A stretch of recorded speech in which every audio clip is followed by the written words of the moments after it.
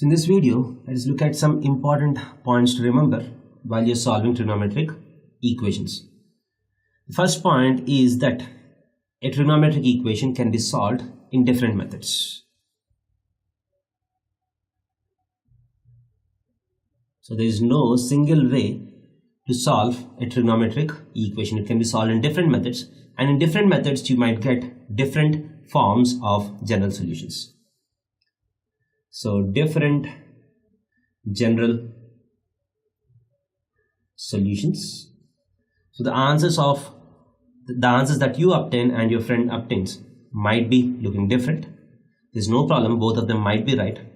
So if you want to check the validity of two solutions, you should not see just the general solution form. So what you need to do is you expand them into roster form and see whether you're getting the same solutions or not.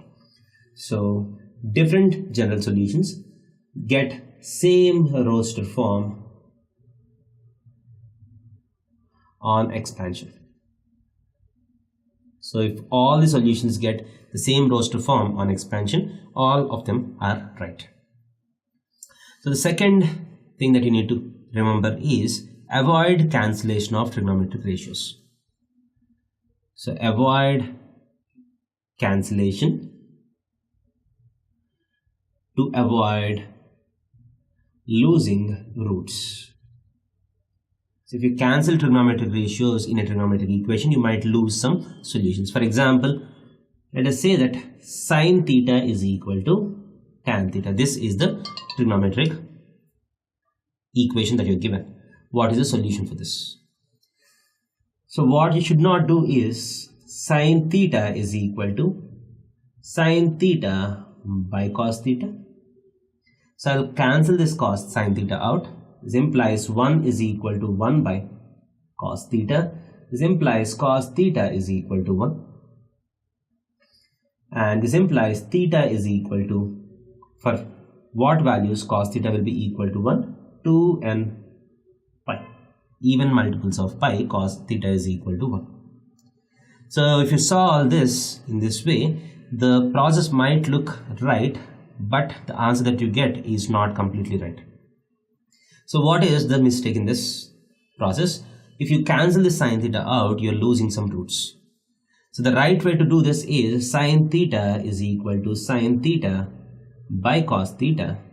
This implies, so if you bring both of them onto one side, sine theta minus sine theta by cos theta is equal to 1. Take sine theta as common. Sine theta times 1 minus 1 by cos theta is equal to 1. Sorry, is equal to 0.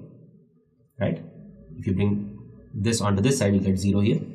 This implies either sine theta is equal to 0 or cos theta is equal to 1.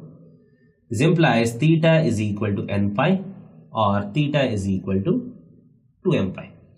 So it can be just a multiple of pi or an even multiple of pi.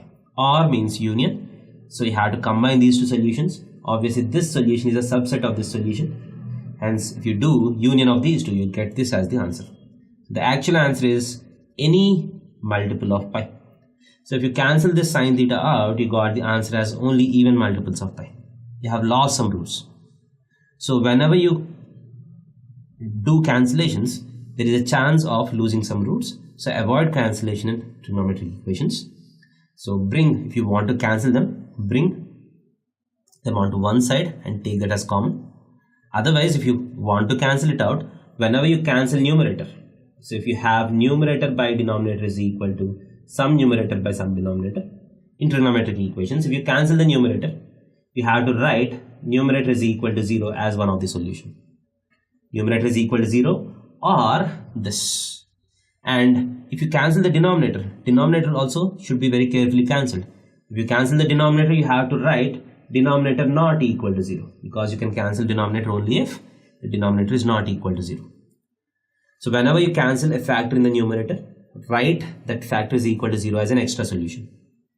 That means whenever I do this, I write this or sine theta is equal to 0. That means 1 by cos theta is equal to 1 or sine theta is equal to 0. This is one way in which you can avoid your losing of roots. The other method is don't cancel, just bring everything onto one side and take the common factor as the common factor. So the thing that you need to understand is if you cancel out the numerator, write numerator is equal to 0. And if you cancel the denominator, you have to write the denominator should not be equal to 0. Okay. So now let's go to the third point. The third point is avoid squaring. Avoid squaring because squaring might lead to extra solutions. Avoid squaring, that means because squaring might lead to extra solutions. So for example, if you have sine theta is equal to 1, so you know that the answer is 4n plus 1 times pi by 2. But if you avoid writing the solution at this stage, we square it on both sides. Sine square theta is equal to 1 after squaring. So what is the solution for this equation? Theta is equal to n pi plus or minus pi by 2. So as you can see, this solution is different from this solution. This has only one principal solution. This has only one position of the ray. This solution has two positions of the ray. Obviously, you have got some extra solutions. So whenever you square it, you have the danger of getting an extra solution or extra solutions. So what you need to do is, whenever, sometimes you will need to square in an equation. If you have some square roots, you'll be needing to square it. But whenever you square the equations, make sure that once you get the final answer, you check the solutions with the original equation. Some of the solutions might not satisfy the original equation, just remove them. So that's what you do when you'll need to square the equation on both sides. The third point says that avoid squaring as much as possible, but if it is necessary to square it. But once you get the final solution, make sure that you check all the solutions. So the next point is, once you get the solutions in a trigonometric equation, it's always a good practice to check the solutions whether they're satisfying the original equation or not. So verify the solutions, because sometimes the solution which you get finally might not satisfy the original equation. For example, if the original equation have certain extra functions like log function. So if you have sine theta inside log is equal to 1. So we usually convert this into exponential form and solve the equation.